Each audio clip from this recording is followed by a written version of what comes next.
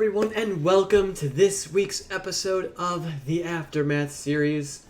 Let us waste no time at all and dive right into this week's episode of Critical Role. I don't want to.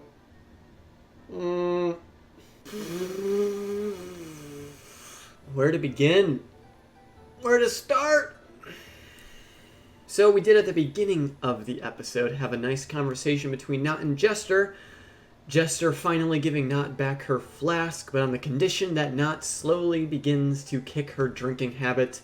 But Nott doesn't seem to be taking it too seriously, which leaves Jester fairly sad and disappointed, because she's just trying to help out her friend kick a terrible habit. But Nott is pretty far gone and set in her ways of drinking to cover up her insecurities and boost her confidence. And it's mainly Nott's fear of the unknown that pushes that thought process. But after the events that transpired in this episode, I think it's safe to say that it's going to be quite a while before Nott kicks that habit. Now, the events that led up to that final battle definitely gave me quite a bit of anxiety as the party entered that larger chamber with the sarcophagus, the mural of the crawling king and his chosen champion in its grasp. Everyone in the party was a bit on edge and filled with anxiety, as I'm sure many of us also were. And after a bit of investigating, Oban once again appeared at the top of the stairs, looking down over the sarcophagus and the Mighty Nine. Oban then dropped his drow form to reveal his fiendish self, the red skin, the leathery wings, and what do you know, my theory was correct. Oban is, in fact, the demon from Yasha's dreams. I had sort of began theorizing that fact many Aftermath episodes ago when Oban first appeared and recognized Yasha.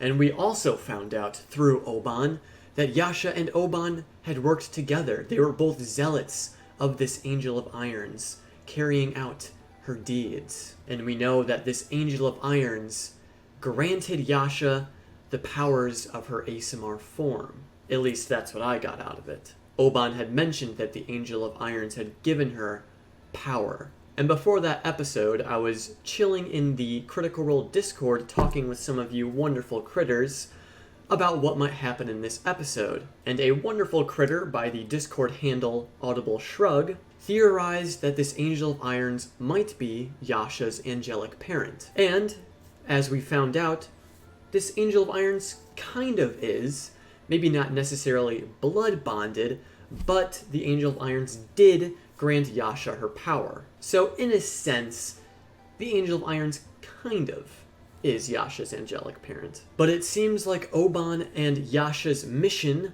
was to gather up a following for the Angel of Irons and release or discover these various champions of the Crawling King. And maybe it might not be specifically the Crawling King. The Angel of Irons may perhaps just want to gather powerful allies to aid in their cause. And it just so happened that the Laughing Hand, a powerful entity in itself, was a follower or champion of the Crawling King. Or perhaps the Angel of Irons works under the Crawling King and has been directed by such avatar to unleash his champions onto the world once again. Now, it's still rather unclear if Yasha followed this group willingly. We do know that Oban has some sort of a charm or mind control effect. It was used on Nott and, well, on Yasha, but we'll get to that in a few minutes. During this battle with Oban, he was unfortunately able to unleash the Laughing Hand from his bindings, the sarcophagus that he was locked away in, and thus a rather intense and dangerous battle ensued. One with so many amazing cinematic moments, with Bo being a badass monk that she is, everyone desperately trying to keep everyone alive, doing all they can to stop and slow down the Laughing Hand and take down Oban. From the very beginning of this encounter, it was quite obvious, even to the party, that this was going to be a fight that they were not meant to win. One of the Laughing Hand's titles has Undying in its name. The only way that the Celestials were able to defeat the Laughing Hand earlier was to just seal him away and hope he never gets out, which the Mighty Nine have now helped to unleash. And since the party couldn't focus fire and take down the Laughing Hand, they instead tried to kill Oban, which they were successful in doing, more or less. Fiends can't quite die, but his essence is no longer in this plane of existence. But before Oban left this realm, he looked towards Yasha and said, "Avenge me." And thus something awakened in the back of Yasha's mind, an old rage that once again took over, which caused her to turn against the people she called friends, and maybe even family. And then tears and sadness and depression began setting in as she began swinging wildly and angrily at the party. First, Ford trying to rescue Yasha from down below, trying to get her back to safety, but she refused to go, which left Ford shaken and unsure of her true allegiance. Then she faced off against Not, wounding her slightly, Not also confused and wondering what has taken hold of her. Not removes a flower from her hair and gives it to Yasha as she sprints away. Another extremely sad moment. All of the members of the party desperately trying to escape this dire situation. Ford taking hit after hit from the Laughing Hand and these spectral shadow wolves. Almost going down, falling below, but his half-orc trait, the part of him that he absolutely hates and tries to disassociate himself with, is what kept him alive, kept him from going unconscious, staying alive at 1 hit point, barely able to stand. Caduceus Clay also almost going down, taking so many hits from the Laughing Hand. Everyone almost going down, or at least having the potential to. Caleb turning into this massive gorilla to scoop up Caduceus in his hands and run back towards the exit of this chamber. Ford being the last one in. It's looking as though it's the end for him, but then Bo, as the doors are closing, she sprints back in, giving the dagger that keeps the door open to Jester, sprinting back in to go save Ford, ripping him out of the clutches of the Laughing Hand's grasp. Caleb igniting a wall of fire, separating Ford from Yasha and the Laughing Hand, which allowed Bo to retrieve Ford from the Laughing Hand's grasp. Both Yasha and the champion of the Crawling King giving chase, Yasha trying her best to slash into Bo, landing a few hits, but they pressed on. All of the members of the Mighty Nine moving through the doors into safety, but not without Jester looking through the cracks of the doors as they close, holding out, sobbing, raising her hand towards Yasha, reaching out, hopefully to save her, screaming out her name as tears stream down her face, in complete shock of what just happened. What makes it even more tragic is Jester and Caduceus were one of the first ones that Yasha truly shared her story with. Did it mean nothing? Jester saw Yasha as part of her family, and now Yasha has betrayed them all. And with the doors closed, the party has been cut off from Yasha and the champion of the Crawling King. The party then exits this underground dungeon, confused, hurt, exhausted, wondering what the heck just happened. Each member going through different things in their head. Ford thinking they've been played from the very beginning. Ford thinking that Yasha has been evil this whole time and has just been using the party to achieve her own goals. Caleb absolutely confused and disappointed in himself and the party that they have just unleashed this terrible being and come out empty-handed. Bo believing that this isn't the end, that there's more to everything that transpired down in that dungeon.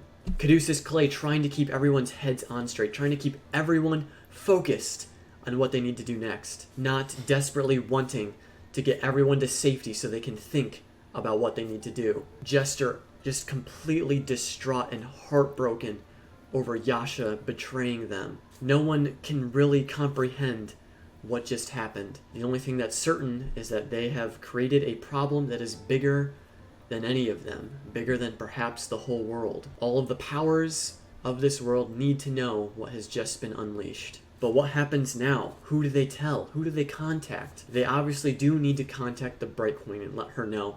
But what's she gonna think? The party has essentially failed twice now.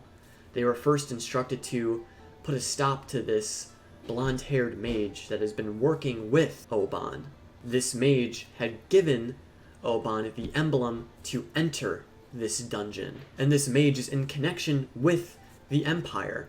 Now, we don't necessarily know if this mage is being instructed by the Cerberus Assembly or the Empire in general to unleash the Crawling King's Champion, or if this mage is just working independently and is just a follower of the Angel of Irons. That theory seems a bit more likely. I don't know what the Assembly or the Empire would have to gain from unleashing such an evil entity onto this world. They'd be fools to think they would be able to control it to finally defeat Xhorhas, or the Kryn dynasty. And if they tell the Bright Queen, they also have to worry about Yeza still residing within the capital. They're gonna have to get Yeza out before they contact the Bright Queen, before she does anything too rash. But then who do they warn in the Empire? They could tell Dairon what has happened, but they're gonna have to tell Dairon the whole story of how they even got here in the first place, which may cause its own problems in itself. But at least they could potentially have an ally with the Cobalt Soul. So while I believe they will contact the Bright Queen and completely let her know what's happening, I believe they will try to ally themselves and try to contact Dairon and seek her advice. And once the party has done that, it's possible they may try to reach this kiln that Caduceus has been seeing in his dreams. The Wild Mother has been pushing Caduceus towards this destination. Perhaps this could be the key in defeating the Laughing Hand. But, oh man. Y'all, so much happened in this episode. I'm making this video the day after because I was so depressed and filled with so many things going on in my head last night after watching the episode. And still, it's hard to formulate proper thoughts. And I'm sure I've missed important factors in this episode, things that will probably help reinforce different theories and all of that. This was definitely one of the craziest and probably one of the most important episodes of the campaign so far. It seems that we finally have our first big bad evil guy of the campaign.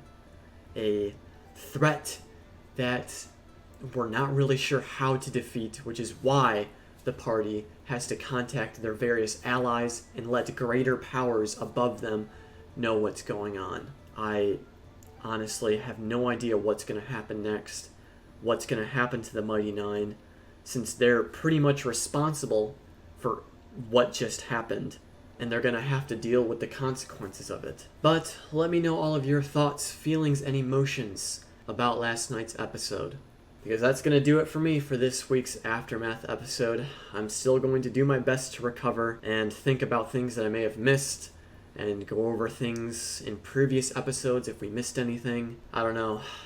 But for now, it seems that Yasha is lost control of herself again. Or as Matt said, did she? Is this what she's wanted all along? Has she been in control? Has she not been in control? Has this been Oban's doing, the Angel of Irons? Everything is so confusing now, and it's likely going to be a long while before we get some answers.